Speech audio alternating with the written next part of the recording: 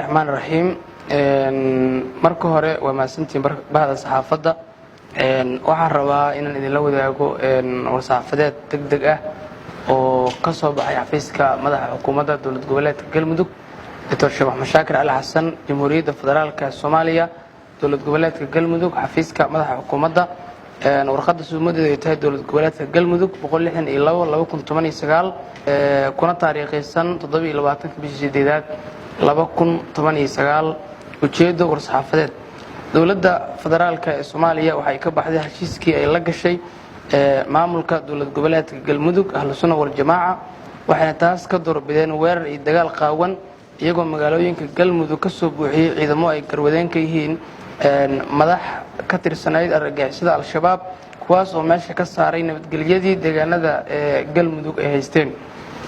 maamulka iyo shacabka reer Galmudug kadib markaa aragnay inay burbureen dhammaan heshiisyadii la galay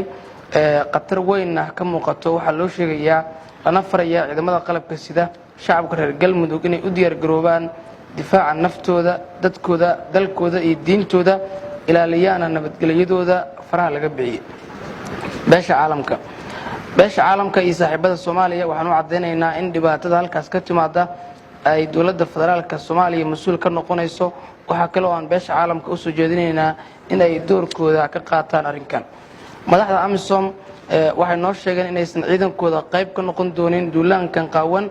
cidii ku soo duusha magaca AMISOM waxaan u arkaynaa inay yihiin kuwa u soo duulay inayna qabsadaan waana iska difaaci doonaa waxaana beesha caalamka ugu baaqaynaa inay ka qaataan doorkooda caalamiga ah wabillahi tawfiiq